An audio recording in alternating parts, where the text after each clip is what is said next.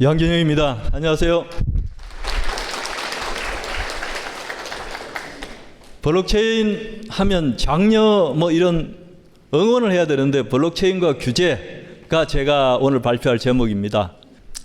이런 귀한 자리가 저희한테는 아주 드문 기회이기 때문에 저희 사무실 소개를 간단히 하겠습니다. 우리 여기 곽도영 대표님도 와보셨는데 저기 있는 사무실이 저희 사무실 1층 록카페인데요. 록카페는 저희 사무실이 자랑하는 대한민국 최초의 법률 사무실 이름입니다. 록카페는 법률 카페라는 겁니다.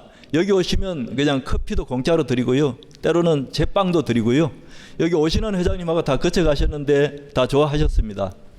법률과 카페, 커피의 조화라는 것은 이 딱딱함과 부드러움의 조화니까 융합의 대세에 맞는다고 저희는 늘 자랑하고 있습니다. 그런 저희들이 이 때문에 아마 이런 시그마 체인이라든지 블록체인에 대해서도 늘 이렇게 시대의 흐름에 대해서 더 관심을 갖는 로펌이 아닌가 이렇게 봐주셨으면 좋을 것 같고요.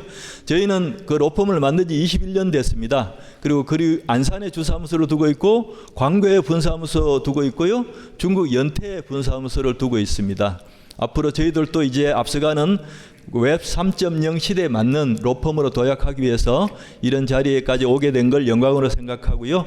또 이 시그마 체인이 앞으로 뻗어나가는 일에 있어서 제가 법률 고문으로서 어떻게 하면 법적인 뒷받침을 할 수 있을 것인가 그 부분에 대해서 늘 저희가 관심을 두고 또 공부하고 있습니다. 여러분 한 가지 아셔야 될 건 말이죠. 어떤 일이 블록체인 관련되는 일이 사업의 소송에 들어갔을 때 블록체인 전문가가 이걸 재판하는 게 아닙니다. 저같이 평범한 법조인들의 시각에서 판사님들도 검사님들도 이 비슷한 평범한 시각에서 보기 때문에 제가 보는 눈높이에서 보는 시각에서 맞춰줘야 됩니다. 너무 법이 앞서가도 이 법조인이 못 따라가요. 못 따라가면 억울한 일이 생길 수가 있어요. 그러니까 평범한 시각에서 봤을 때 수긍될 수 있는 그런 이 보조를 맞춰야 돼요. 그 부분에 대해서 한번 말씀드리고 싶겠고요. 제가 이걸 하면서 블록체인이 어디서부터 비롯됐나 봤더니 이 사토시 나카모토라는 2009년에 그 논문에서 비롯됐다고 봤는데 이 논문을 쓴 저자가 아직도 익명으로 있고 누군지가 밝혀지지 않았다고 합니다. 저는 어쩌면 이분이 혹시 법조인과도 관련이 있지 않을까 이런 저 혼자 상상을 했습니다. 왜냐하면 법조인들은 송사를 하면서 이기고 지는 것의 싸움의 기본은요 입증 책임에 달려 있습니다. 내가 돈을 10억을 빌려줬어요. 그럼 차용증이 있어야 돼요. 그래 10억을 빌린 건 맞다. 근데 그 돈을 갚았다 하고 하면 그 영수증이 있어야 돼요. 그게 없으면 증인이라도 들어야 돼요. 근데 이 모든 것은 불완전합니다. 그렇죠? 분실했을 수도 있고 또 어떻게 보면 증인이 매수당했을 수도 있고 이런 부분인데 이게 블록체인에 이 모든 게 기록으로 남겨지게 되면 앞으로 변호사는 설 자리를 잃을지도 모르겠다 이런 생각이 듭니다. 소송이 좀 어려야 변호사인데 맡기지 너무 명백하면 안 맡기거든요. 그래서 이건 굉장히 어떻게 보면 우리 법조인들도 굉장히 관심을 가져야 될 그런 기술이라고 보여집니다. 그런데 이 지금 현재 진행 중인 그 국회에서 입법화되고 있는 블록체인 관련되는 기술을 보면 블록체인 자체에 대한 규제보다는 블록체인의 생산물이라고 할 수 있는 암호화폐, 주로 가상자산이라고 이렇게 표현을 많이 하는데요. 그 가상자산과 관련되는 규제가 주류를 이루고 있습니다. 오늘은 그 모든 입법이 다 좀 대동소이하긴 한데 소개하는 정도로 간단히 거칠 때니까 그런 부분이 입법이 진화되고 실제로 입법이 발의된다든지 하면 제가 또 어떤 형식을 통해서 시그마 체인을 통해서 그런 법에 대해서 간략하게 소개하는 그런 AS도 하도록 하겠습니다. 그러면 지금 블록체인 관련 규제의 핵심 과제가 뭐냐? 그것부터 먼저 한번 살펴보도록 하겠습니다. 자, 블록체인 관련 규제의 핵심 과제는 아까 지금 앞전에 발표해 주셨는데 토큰 및 ICO에 대한 불명확한 규제가 문제입니다. 특히 ICO가 문제인데요. ICO라면 하면 아시는 대로 백서를 공개한 후에 신규 암호화폐를 발행해서 투자자로부터 사업 자금을 모집하는 방식인데요. 사실은 사업을 하다 보면 돈을 끌어모으는 게 굉장히 중요한데 일단 돈을 끌어모으는 방식에는 무조건 법이 규제를 하고 있다는 거 이거 잊지 말아야 됩니다. 이걸 잊게 되면 자칫하면은 큰 낭패를 당할 수 있게 됩니다. 그냥 거기에 우리는 그냥 어떻게 보면 고의성이 없이 돈을 끌어모았다 하더라도 그게 문제가 되면 관련 법들이 촘촘히 있어요. 그걸 모르고 하면 자칫하면 그 루나 사태 같은 일이 생길 수도 있다. 이 부분에 대해서 주의하셔야 될 겁니다. 그러면 제가 현실감 있게 루나 테라 사태를 가지고 사례를 가지고 설명해 보도록 하겠습니다. 루나 테라 사태의 교훈을 한번 보겠습니다. 검은 목요일 5월 12일 날 2022년 5월 12일 날 이런 일이 있었죠. 소위 우리나라 코인이라고 해서 김치 코인이라고 불리는 이 테라 코인이 그날 폭락을 했죠. 사실상 휴지 조각이 난 날입니다. 아직도 이제 피해자들은 지금 소송 중에 있고 소송 인단을 모집하고 있고 이미 소송이 들어가 있는 경우도 있어요. 테라 가격이 이게 뭐가 문제냐? 제가 좀 살펴봤어요. 이건 테라 가격이 1달러에 고정되도록 설계한 스테이블 코인입니다. 그것 때문에 코인의 가장 그 변동성에 대해서 가장 안전장치를 했다. 이게 장점이었어요. 이 장점 때문에 사실상 이게 암호화폐 순위 10위 안에 드는 대히트를 칠 수 있었던 겁니다. 그런데 문제는 뭐냐? 스테이블 코인에서 다른 예컨대 대표적인 스테이블 코인인 테더 같은 경우에는 담보물을 현금이나 채권 등 유동자산으로 보유합니다. 그런데 이 테라는 암호화폐인 테라가 암호화폐인 루나를 사실 담보물로 제공해요. 그리고 이 테라를 예치하거나 아니면 루나를 가지고 테라를 빌리는 경우에는 투자자에게 연 20%의 확정금리를 준다. 이렇게 해서 돈을 끌어모았던 겁니다. 그러는데 이게 좀 죄송하지만 법조인의 입장에서 볼 때는 전형적인 폰지 사기에 가깝습니다. 그런데 의외로 이렇게 신기술에 앞장서는 사람들은 이런 부분에서 상당히 좀 둔감하거나 어떻게 보면 고의는 없지만 솔직히 좀 무지해요. 그런 부분들 때문에 이런 낭패를 당합니다. 저기는 여기 혹시 투자자도 있을지도 몰라 조심스럽긴 합니다만은 이걸 만든 권도영 대표라는 그 젊은 사람도 아마 이걸 고의로 처음부터 사기하려고 했지는 않았지 않았을까. 기술 개발하면 이렇게 열심을 내다 보니까 나름대로 이렇게 만든다고 만들었는데 이런 문제를 일으켜서 사회적으로 큰 파장을 일으키고 있습니다. 여기에서 블록체인 기술이 왜 규제가 필요한지에 대해서 상징적으로 우리가 들 수 있다고 볼 수 있겠습니다. 저는 이거를 어떻게 이해했냐면 이 안정적으로 만들려면 소위 배를 부두에 정박시켜야지 배를 배에다 연결시켜 놓으면 똑같이 파도에 휩쓸릴 수밖에 없다. 저는 그렇게 이해됐습니다. 그래서 이런 부분들은 소위 전형적인 다단계라든지 유사수신이라든지 이런 그 전형적인 그 사회 무리를 일으킨 그런 자금 유치 방법하고 크게 다를 바가 없었다. 복잡하게 설명했지만 법조인들은 단순하게 봐요. 단순하게 보면 이거 유사수신 아니냐, 다단계 아니냐 이렇게 볼 소지들이 굉장히 크다는 거 우리가 앞으로 사업하실 때 굉장히 유의하셔야 됩니다. 그래서 이런 문제점들을 의식해서 현재 우리나라에서는 디지털 자산 기본법이 제정이 추진되고 있습니다. 이거는 지금 현재 들어오는 신정부가 내세운 후보하고 관련이 있는데요. 후보가 내세웠던 공약이 4가지가 있습니다. 여기에다 관련되는 공약을 보면 첫째, 코인 투자를 하면 수익의 5천만 원까지는 비과세한다. 그다음 두 번째, 국내 코인 발행을 허용하겠다. 세 번째, NFT를 활성화하겠다. 네 번째는 디지털 자산 기본법을 제정하겠고 이를 주관하는 산업진흥청을 신설하겠다. 이런 후보의 공약이 있었습니다. 그 중에서 어떤 게 현실화되고 있느냐? 대통령적 인수위원회에서는 디지털 자산 기본법 추진을 실제로 국정과제로 보고했어요.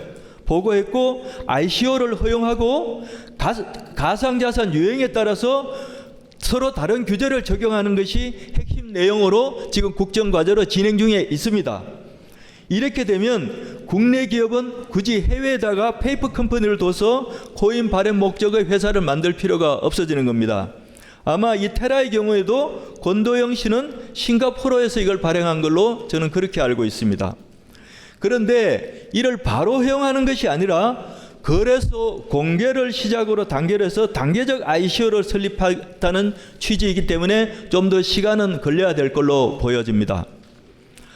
이 가상자산은 두 가지 유형으로 구별됩니다. 첫 번째는 배당을 받을 수 있는 정권형이 있고요. 서비스 이용료를 납부하고 결제 등에만 사용되는 비정권형이 있습니다. 이 중에서 정권형에 대해서는 유가점검법의 적용을 받을 수가 있기 때문에 그 관련되는 법률을 유심히 잘 살펴보시고 이에 따른 그 발행을 하시거나 하셔야 될 겁니다.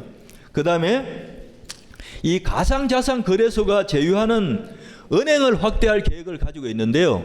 왜 그럴까요? 제가 볼 때는 아직 가상자산에 대한 신뢰가 부족합니다.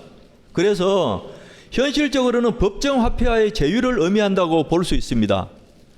그래서 지금 은행은 현재 빗썸 등 5개 거래소는 주요한 은행과 모두 제휴를 하고 있어요. 이걸 확대하겠다는 겁니다. 그리고 그 다음에 지금 왜 규제가 필요한가?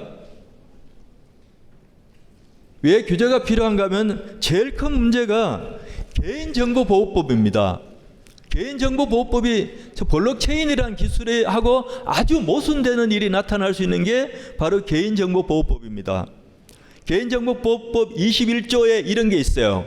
개인정보는 파기할 수 있는데 이게 파기할 수 있도록 되어 있어요. 소위 잊혀질 권리가 보장되어 있는 겁니다. 잊혀질 권리. 아무리 보존도 좋지만 때로는 지우고 싶은 욕망도 있는 거예요. 그 두 개가 충돌이 일어나고 있습니다. 그래서 이에 관련되는 완벽한 해결책이 아직 존재하지 않는 겁니다. 그래서 잊혀질 권리는 어떻게 이거를 그러면 지울 수도 없고 지우기로 지울 수도 없으니까 어떻게 하느냐? 아주 엄격한 암호화를 통하면 사실상 그거를 가둘 수가 있다. 아무나 못 들여다 보니까 이렇게 해서 역설적으로 잊혀질 권리를 보장한다. 이렇게 나아가는 걸 대안으로 제시하고 있습니다. 좀 더 기술적인, 그래서 잊혀질 권리라는 거하고 비트코인 블록체인에서 불변성하고는 서로 충돌되는 관계에 있어요. 이 부분에 대한 모순을 해결해야 되는 과제가 우리는 안고 있는 겁니다. 한번 볼까요? 웹 2.0의 대표 주자인 페이스북 같은 경우에는 2012년 5월부터 2018년 6월까지 국내 이용자 약 330만 명의 개인정보를 제3자에게 제공해서 물의를 일으킨 적이 있습니다. 자, 이거 심각하지 않습니까?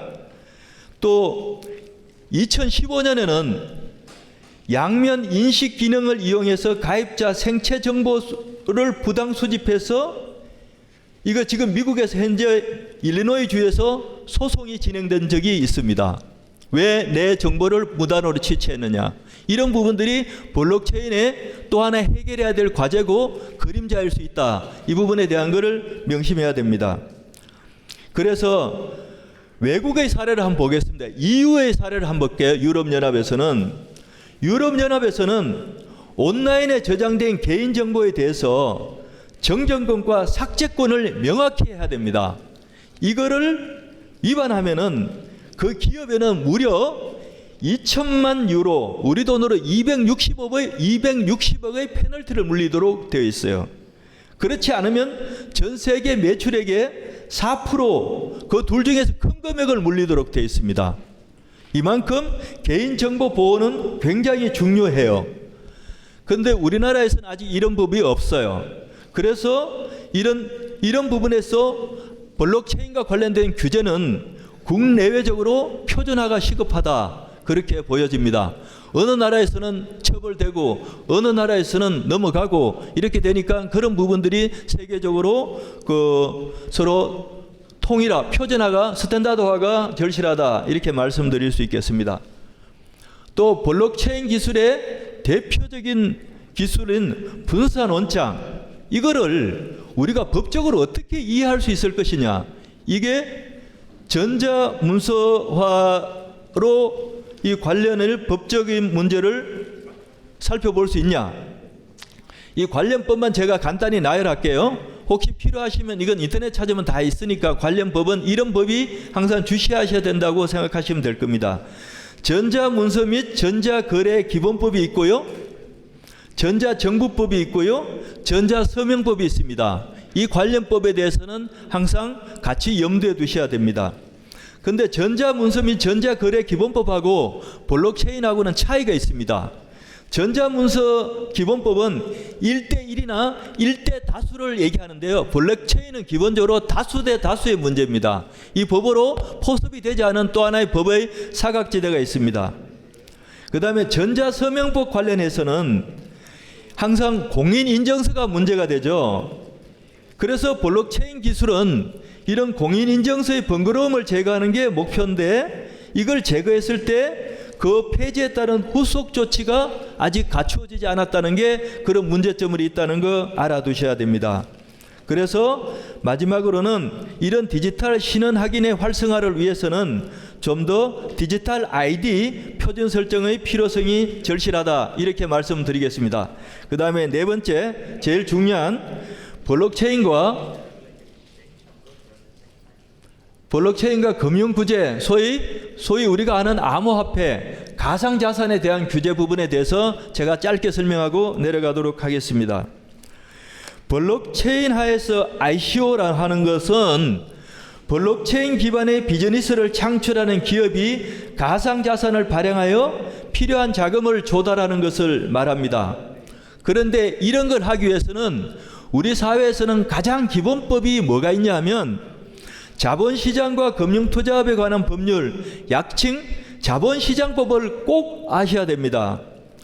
여기 자본시장법에 저촉을 받는 법률은 왜 저촉을 받느냐 하면 원금 손실의 위험이 있는 금융투자 상품을 규제 대상으로 해요. 자본시장법은 말이죠. 여기 가장 보면 우리가 비트코인이라든지 지금 아까 테라루나 같은 경우에 원금 손실이 위험이 있는 부분에 대해서는 현행법으로서는 자본시장법의 적용을 받을 개연성이 매우 큽니다. 그래서 한국은행에서는 온라인 게임머니를 부가가치법상 재화로 해석한 그런 선례가 있고요. 가상화폐와 관련되는 최초의 판례도 드디어 나왔습니다. 2018년에 대법원의 판례가 나왔는데요. 이 판례는 어떤 판례냐면 음란 사이트를 운영하면서 광고주로부터 비트코인을 대가를 지급받는 조건으로 이렇게 그 정보통신촉진법을 위반한 혐의로 기소된 사안에서 비트코인이 과연 뭐냐, 이거에 대해서 대법원 판례가 드디어 내려졌습니다.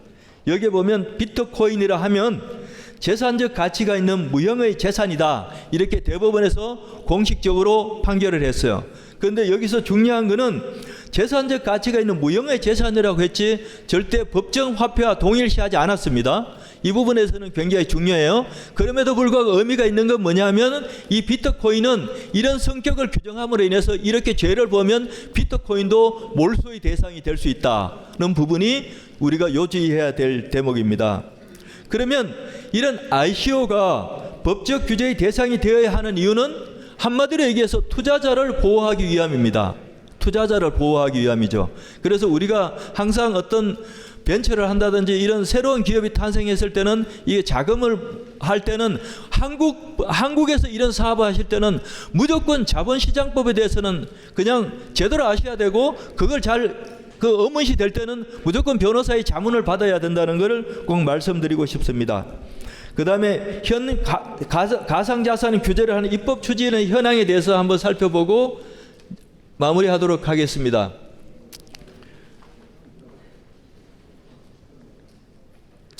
현행 가상자산 규제 입법주의 현황을 보면 두 가지 측면에서 접근합니다. 하나는 범죄 자금 등 위법한 용도로 쓰일 가능성을 배제할 수 없어요. 블록체인 기술이 이걸 원래는 은닉성이 원래 핵심이지 않습니까? 이걸 악용하는 사례들이 생긴다는 겁니다.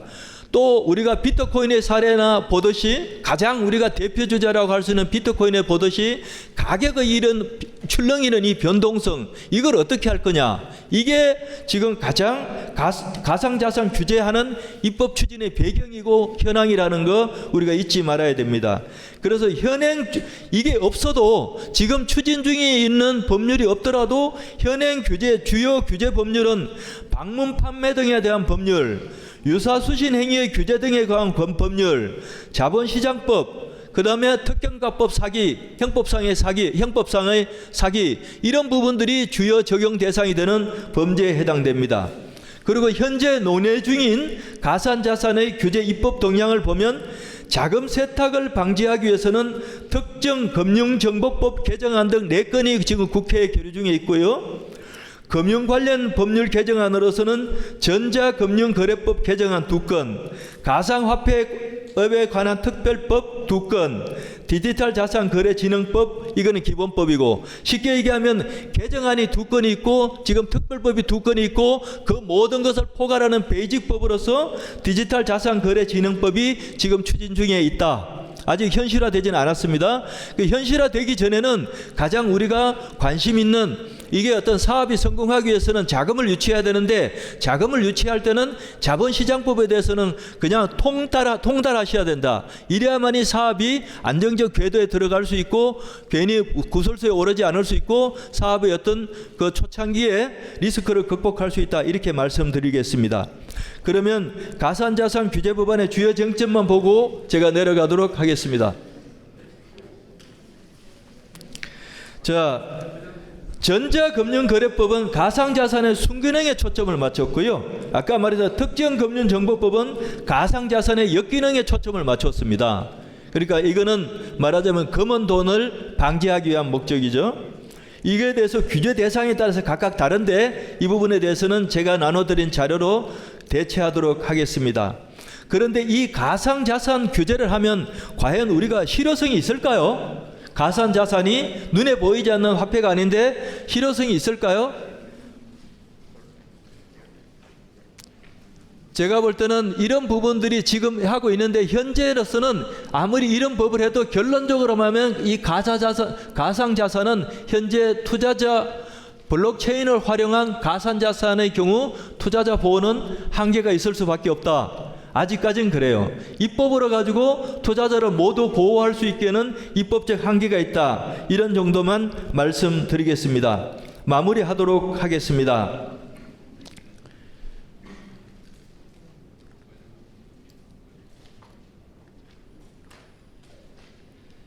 제가 저는 주 사무소를 안산에 두고 있고요. 그다음 광교에 사무실이 있고 연태에 이제 사무실을 두고 있는데 특히 안산에서는 보면 지금 이렇게 디지털은 아주 아날로그적인 공단이 한 10,000개 정도 있어요. 굉장히 기술력도 뛰어나고 굉장히 열심히 살아왔어요. 정말 기술에 있어서는 정말 어떻게 보면 뭐 누구에게도 뒤지고 싶지 않아요. 그런데 이분들이 한 가지 간과하는 게 있어요. 계약서 하나 때문에 그동안 했던 걸 온통 날릴 수가 있어요. 그러니까 현행 법규를 무시하고 아니면 현행 법규에 무지하고 사업을 무조건 진행할 때는 내가 볼 때는 아무리 첨단을 달릴수록 그런 리갈 리스크는 존재한다는 부분에 대한 것을 왜냐하면 법이 따라가지 못하기 때문에 그렇습니다. 그리고 제가 초도에 말씀드린 대로 법은 보수적이에요. 보수적인 거는 자꾸 일단 초반에는 발목 잡는 듯이 보여요. 그런 부분에 대한 걸 항상 인식하면서 보폭을 같이 맞춰야 된다는 겁니다. 그래서 결론적으로는 특히 지금 규제는 가상자산의 초점을 맞춰져 있는데 언젠가는 이 가상자산도 양성화가 되겠죠. 그런데 지금 비트코인을 법정화폐로 받아들인 유일한 나라인 엘살바도르 사태에서 우리가 보다시피 이게 혼란이 심하잖아요. 아직은 좀 시기상조입니다.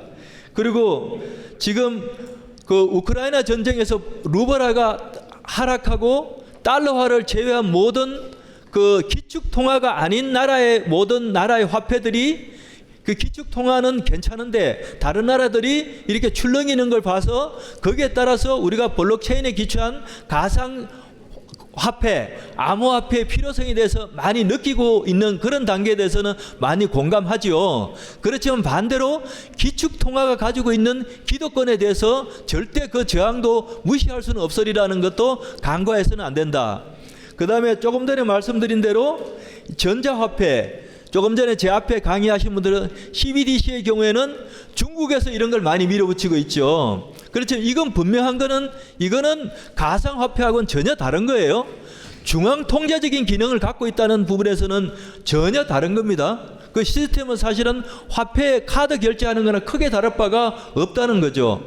G2 나라인 미국과 중국이 쉽게 말하면 아직 블록체인 기반의 기술한 가상화폐에 대해서 소극적일 수밖에 없는 이유가 그런 부분에서 아직도 우리가 한계로 자리 잡고 있다는 현실도 우리가 직시를 해야 된다. 거기에 맞춰서 우리가 그 가상자산에 대한 어떤 발전도 바라봐야 되지 않나 그런 생각을 듭니다. 마무리하겠습니다. 4차 산업을 이끌 획기적 기술이 블록체인임에 대해서는 이의가 없습니다. 방향은 맞다고 생각합니다. 웹 3.0 시대를 선도할 기술임에도 틀림이 없다고 생각합니다. 그렇지만 이 법이라는 게 항상 늦기 때문에 법과 항상 보조를 맞추는 거 잊지 마시고 항상 곽동 대표님도 열심히 하시되 항상 저희한테 자문을 많이 많이 물어보십시오. 그래야만이 이 사업이 안정적인 궤도에 올라갈 수 있다. 이렇게 말씀드리고 마치도록 하겠습니다. 이 웹 3.0 시대를 선도하는 시그마 체인에게 우리 하나님의 크신 가호가 있으시길 기도하겠습니다. 감사합니다.